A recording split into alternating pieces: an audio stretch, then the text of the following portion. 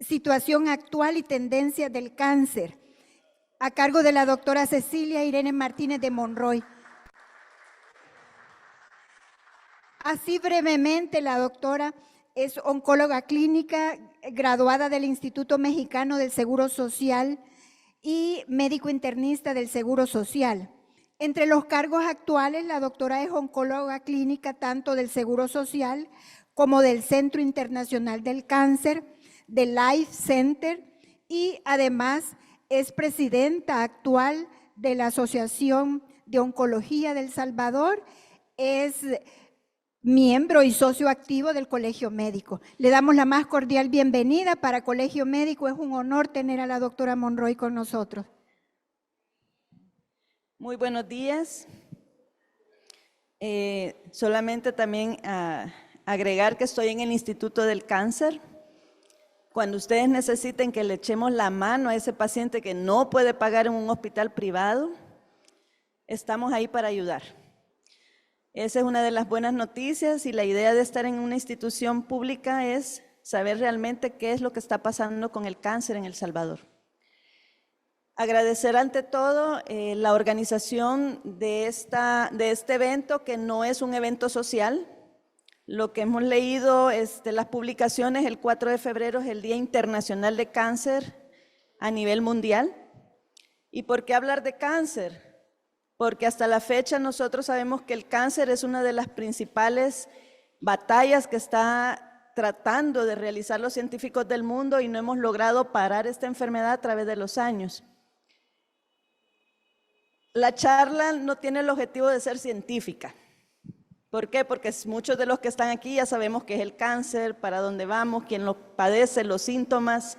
Más bien es una charla educativa, en el sentido de que una de las partes más importantes de nuestra vida, y que nunca lo hacemos, es darle importancia a la historia.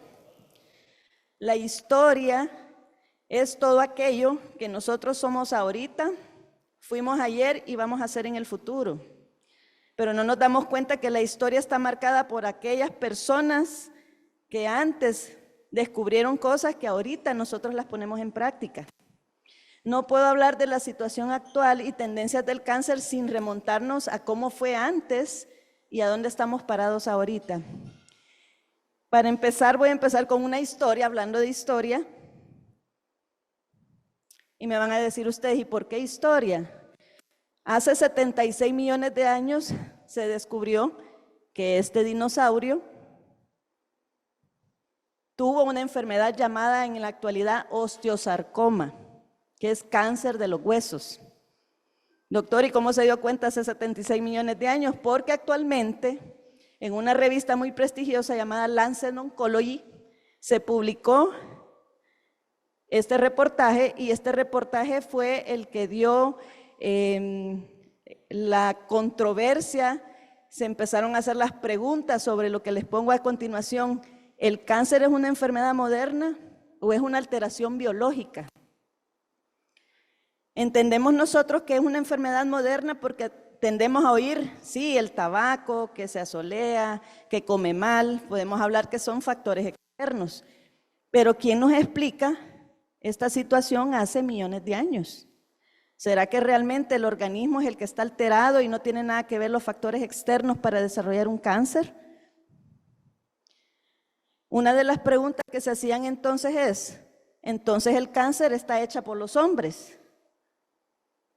Los puntos de controversia entonces era que el cáncer es una enfermedad humana, moderna, causada por factores ambientales nocivos a los que nos expone nuestro modo de vida. Eso es lo que se maneja actualmente. Sin embargo, surgió una investigación. Ustedes me van a preguntar, estos investigadores andan en todo.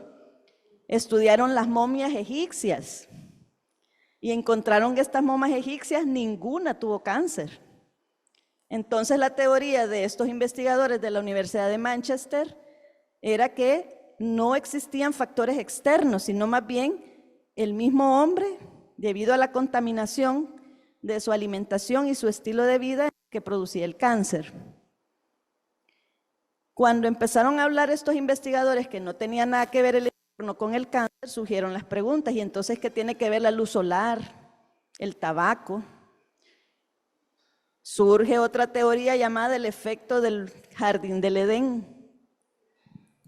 Este personaje, que no era ni siquiera médico, era un arquitecto, pero en aquel entonces, donde la investigación boom, dijo que la teoría del jardín del Edén era cuando nosotros vivíamos en armonía con el sistema y no existían enfermedades.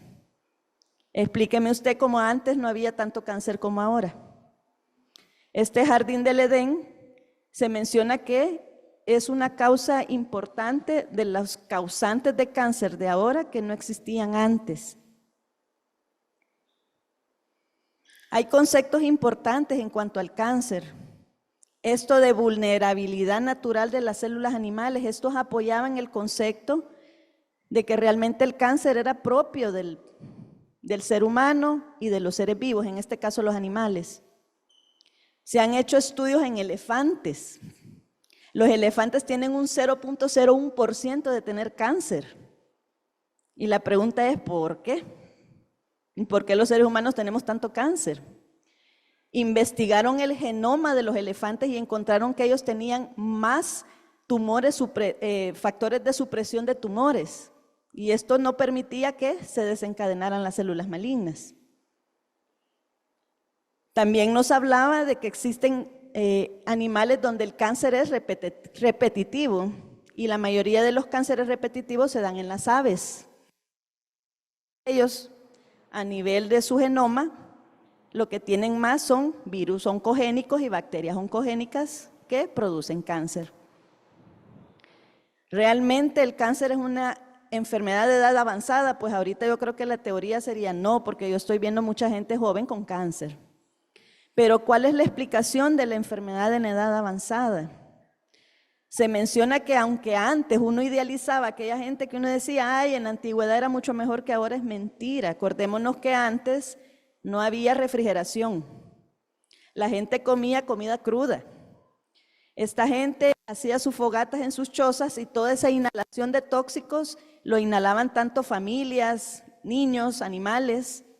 Entonces, ¿cuál es la explicación y la teoría?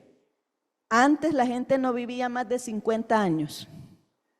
Entonces no lográbamos ver los efectos de los carcinógenos cuando éramos viejitos. En cambio ahora uno podría decir, vivimos mucho que mejor.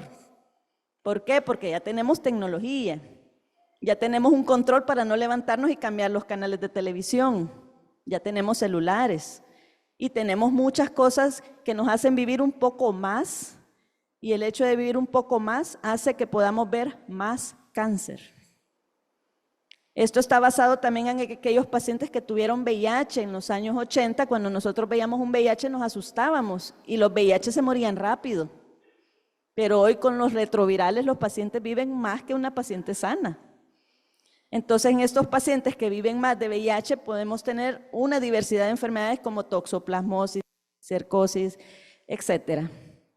Esa es una de las teorías por las que hoy hay más cáncer. ¿Por qué? Porque vivimos más.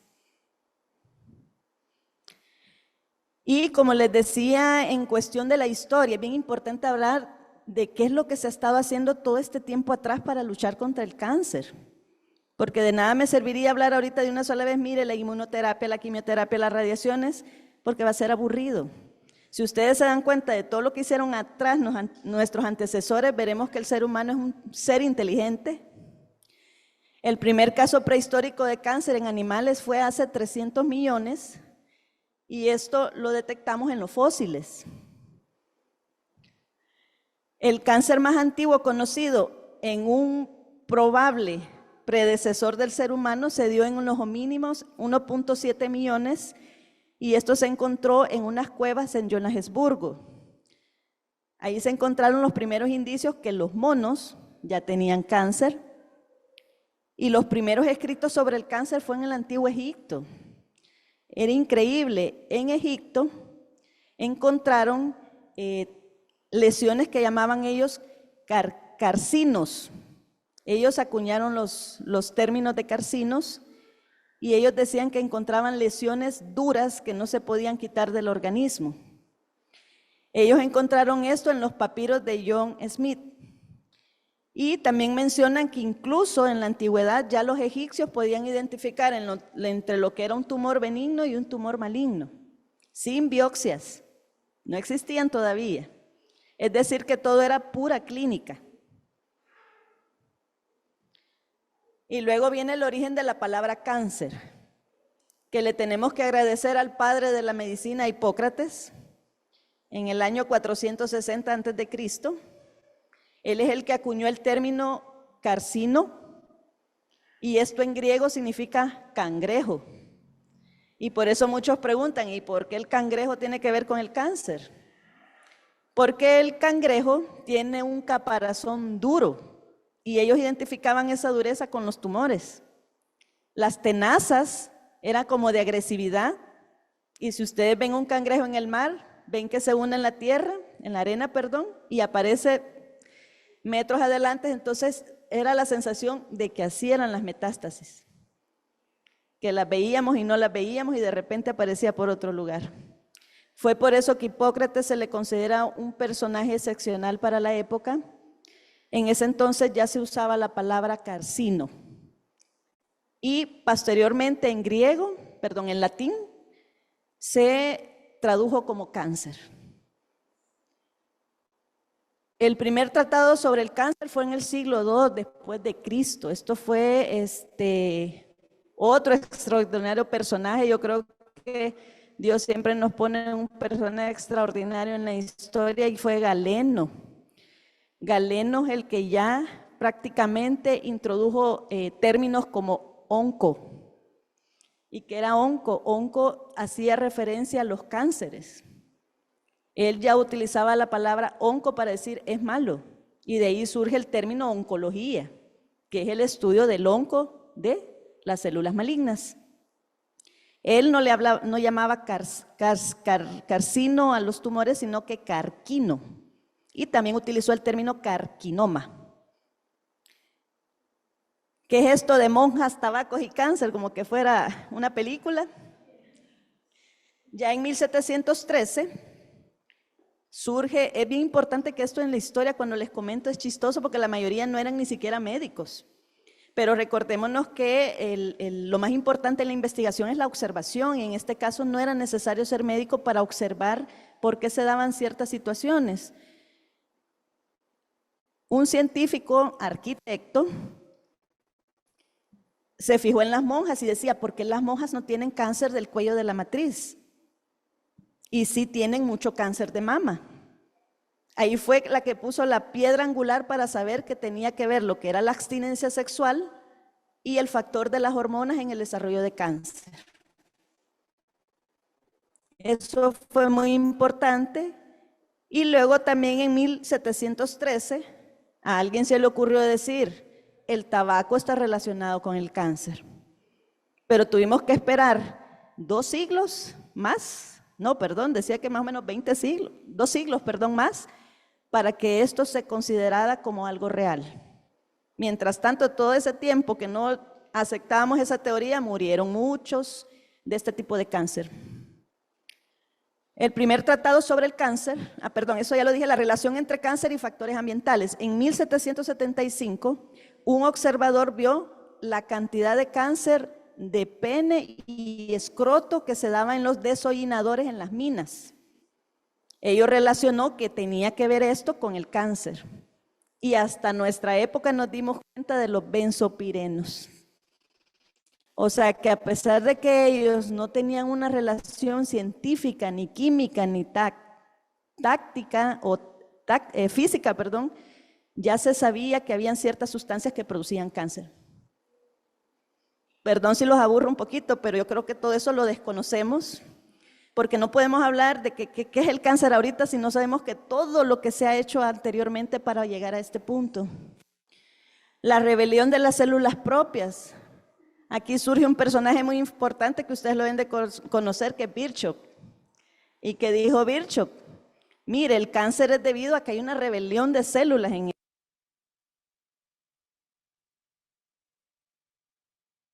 el término celular. Hay citogenética, citologías, todo lo que tiene que ver con células. En 1874, ya viene la comprensión de las metástasis y la celularidad. Aquí ya surge la microscopía. Y se votó la teoría que mencionaban que las metástasis se difundían en el organismo por medio de los líquidos. Aquí se votó la teoría de que las metástasis eran nuevos cánceres. Fue donde se inventó la palabra metástasis y se dijo que la metástasis era originaria del tumor primario. Porque antes cometíamos errores cuando había una metástasis en el pulmón, tratarlo como cáncer de pulmón, cuando sabíamos que era una metástasis de cáncer de mama. Y esa es la base ahorita para los oncólogos nuevos de no dejarse ir por imágenes antes de ver una biopsia de un tumor original. Las primeras soluciones radicales fue la mastectomía. Aquí surge el cirujano famoso Halstein, el que ya dijo, esto hay que quitarlo de raíz. Sin embargo, él no solamente se limitó a quitar la mama, también iba a operar axila, que fue la base para los cirujanos oncólogos de la actualidad.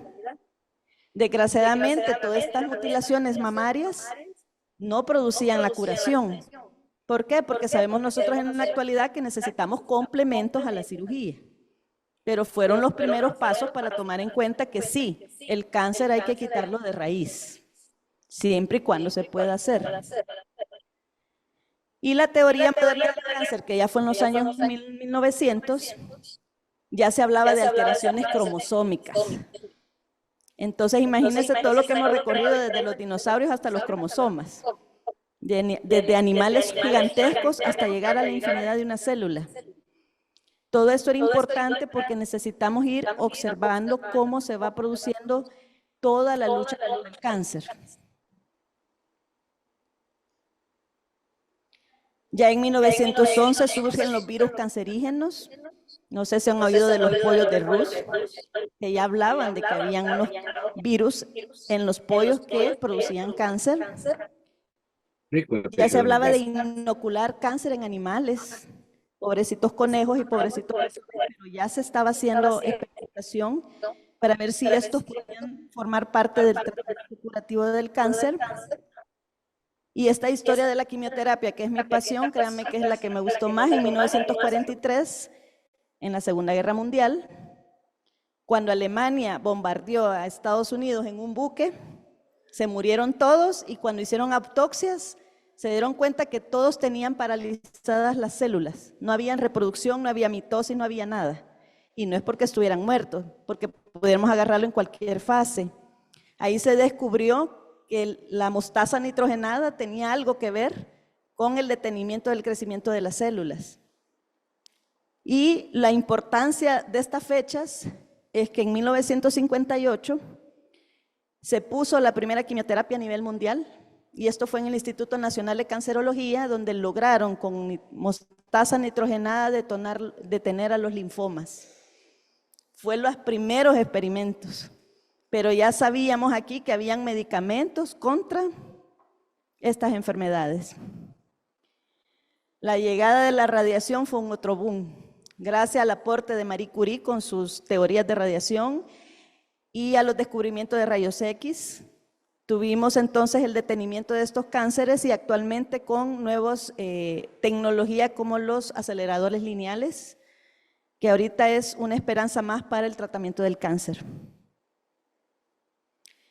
Ya sabíamos nosotros que el tabaco provocaba cáncer. En 1986 ya se descubren los genes que suprimen a los tumores. En 1994 ya sabíamos que la genética producía cáncer. Y en el 2000, un importante descubrimiento, los ratones avatar. Volvemos con los pobres animales, pero gracias a estos animales hemos encontrado, a estos animales se le inoculaban las células malignas para tener una reproducción en vivo de qué es lo que sucedía en el ser humano. Y gracias a estas investigaciones que todavía se hacen, sabemos cómo actúa a nivel celular los químicos y cómo es el comportamiento de las células malignas. Ahorita en el 2013, o sea, hace 10 años, y en El Salvador hasta ahorita estamos viendo la inmunoterapia, nuestros países subdesarrollados, el desarrollo de todas estas tecnologías vienen un poquito tarde, pero la ventaja de que vengan 10 años después es que ya están aprobadas por FDA, ya vieron los efectos secundarios y la llegada de la inmunoterapia hizo un boom, porque entonces aquí ya no estábamos dando medicamentos para destruir células, sino que nuestro propio cuerpo tenía que producir la destrucción de las células. Tenemos ya vacunas contra el cáncer y en el 2015 se estableció que la carne roja en grandes cantidades produce cáncer. Toda esta fecha hacia atrás que estábamos comiendo carne no nos damos cuenta, pero hoy salchichas, salchichones, mortadelas, salami, todo lo rico de una pizza, pero en exceso. Sabemos que no somos una población europea donde tienden a comer muchos de este tipo de alimentos junto con un buen vino y unos buenos quesos, y esto se descubrió básicamente en Europa.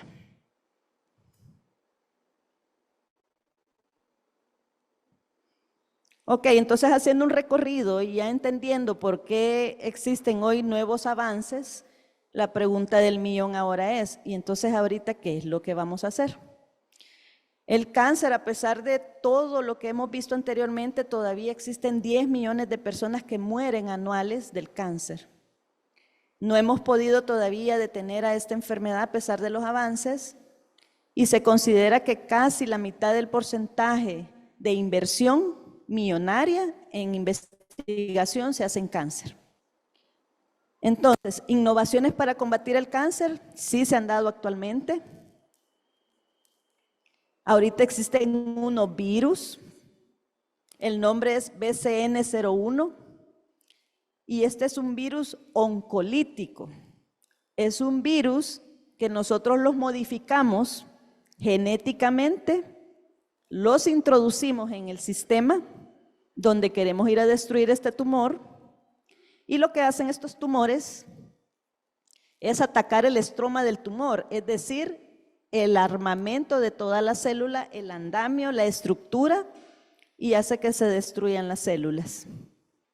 Este es más o menos un gráfico de la manera en que se está trabajando. Los virus entran al torrente sanguíneo y destruyen el estroma y con esto destruyen el tumor. Desgraciadamente, no en todas las personas funciona. ¿Por qué? Porque todas las personas somos diferentes. Entonces, ahorita se está tratando, no se ha lanzado todavía al mercado porque se está tratando de ver en qué personas específicamente funcionan los virus manejados por el ser humano para destruir células malignas.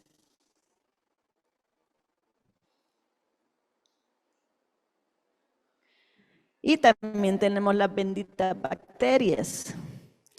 Estamos tratando de hacer el uso de las bacterias inofensivas para atacar el cáncer.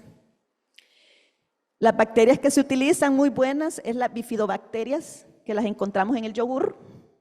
Y estas bacterias estamos tratando de armarlas para que destruyan a los tumores. ¿Y por qué surge esto? Porque se vio que en unas personas que tenían erisipela y conjuntivitis y al mismo tiempo cursaban con cáncer, sorpresivamente desaparecía el cáncer. Entonces la pregunta era, ¿tendrá algo que ver las infecciones? ¿Alguna alteración inmunológica que está produciendo eso? Y por eso están centrados en las bacterias. ¿Y qué es lo que hacen las bacterias? Por lo general las quimios y las radios en algunas ocasiones no pueden entrar en el interior de la célula donde hay un área de hipoxia. Y las bacterias sí. Entonces se está tratando de ver si de esta manera también podemos combatir el cáncer. La estrategia de Tangney, que es el que la está promocionando, es la que está hablando sobre bacterias modificadas, pero como les vuelvo a explicar, no es lo mismo tratar un cáncer de mama que un cáncer de próstata, que uno de ovario, y no es lo mismo tratar a un latino que a un africano que a un chino. Entonces ahorita están en estudio cuáles son específicamente las bacterias, y acordémonos también que las bacterias son diferentes en diferentes partes del mundo, no son las mismas que tenemos aquí, que las que tienen en China o las que tienen en Estados Unidos. También estamos tratando de corregir los errores de las células cancerosas, y en esto hay un concepto que se llama epigenética. La epigenética funciona en nuestro organismo como un interruptor de luz. donde se apagan y se enciendan genes. Lo que nosotros decimos tiene mutado o no está mutado, esas palabras que se utilizan mucho en biología molecular. Y esto lo podemos ver en la práctica clínica diaria. Yo tengo pacientes con cáncer de mama, que es un tipo de cáncer específico, empezamos quimioterapia, mejora, 8 meses después vuelve a hacer otro cáncer, volvemos a hacer biopsia porque es necesario volver a biopsiar y sale un cáncer totalmente diferente. Entonces, ¿qué está sucediendo con el tiempo? Las células cambian. Y antes cometíamos un gran error. Si usted me venía con un cáncer de mama y 4 años después yo decía, vamos a usar la misma biopsia que usamos hace 4 años porque es el mismo cáncer. Equivocación. En Estados Unidos incluso cualquier persona con metástasis se vuelve a biopsia. No podemos entender que el cáncer que sucedió ayer es el mismo que va a suceder mañana. Esto funciona así como para que podamos entender el concepto con el COVID. El COVID de antes mataba, el COVID de hoy ya no mata. Solo nos da diarrea y nos da gripe. Pero entonces porque las células van mutando. Y bien, entonces ahorita que he mencionado algunos procesos en el que estamos tratando de detener el cáncer, vamos a hablar sobre las nuevas armas de la ciencia en la lucha contra el cáncer. No son muchas, no los voy a aburrir, básicamente solo las voy a mencionar. Y la primera arma es el suicidio de las células tumorales. ¿Qué es lo que estamos tratando de hacer aquí? Ya nos aburrimos los oncólogos de estar dando cañonazos de quimioterapia.